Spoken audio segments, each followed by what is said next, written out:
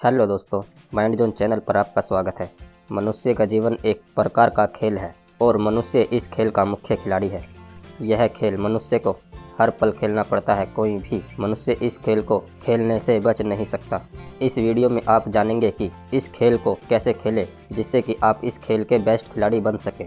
इससे पहले जीवन के विषय में लोगों के कुछ विचार जान लेते हैं। विलियम शेक्सपियर ने कहा था कि जीवन एक रंगमंच है और हम लोग इस रंगमंच के कलाकार हैं। सभी लोग जीवन को अपने अपने नज़रिए से देखते हैं। कोई कहता है जीवन एक खेल है, कोई कहता है जीवन ईश्वर का दिया हुआ उपहार है, कोई कहता है जीवन एक यात्रा है, कोई कहता है जीवन एक दौड़ है और अब तो लोग जीवन को एक जंग भी कहने लगे हैं और बहुत कुछ। आखिर जीवन क्या है, आइए जानते हैं जीवन के बारे में। जीवन को हम एक खेल का नाम देंगे। इस खेल का नाम है गेम ऑफ थॉट्स, विचारों का खेल। इस खेल में आपको दुश्मनों से बचकर रहना पड़ता है। आप अपने दुश्मनों से तब तक नहीं बच सकते जब तक आपके मित्र आपके साथ नहीं होते। आपका सबसे बड़ा मित्र आपके विचार हैं और आपके सबसे बड़े शत्रु भी आपके विचार ही हैं। आपके मित्रों को सकारात्मक विचार पॉजिटिव थॉट्स कहते हैं और आपके शत्रुओं को नकारात्मक विचार नेगेटिव थॉट्स कहा जाता है। इस वीडियो में आपके मित्रों का मतलब सकारात्मक विचार है और शत्रुओं का मतलब नकारात्मक विचार से है। मनुष्य दिन में 60,000 से 90,000 विचारों के साथ रहता है, यानी हर पल आप एक नए दोस्त या दुश्मन का सामना करते रहते हैं। आपका जीवन विचारों के चयन का ही एक खेल है। इस खेल में आपको यह पहचानना होता है कि कौन सा विचार आपका दुश्मन है और कौन सा आपका दोस्त, और फिर आपको अपने दोस्तों को चुनना होता है।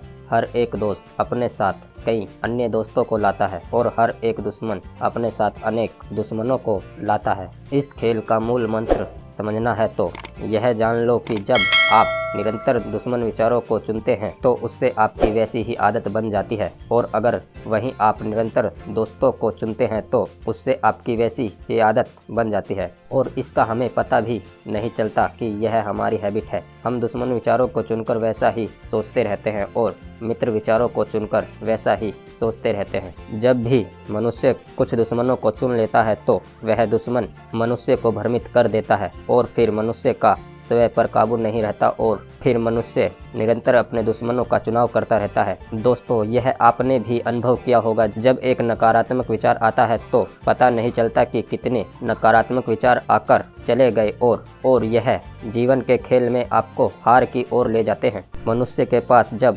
ज़्यादा मित्र रहते हैं और उसके दुश्मनों की संख्या कम रहती है तो मनुष्य निरंतर इस खेल को जीतता रहता है।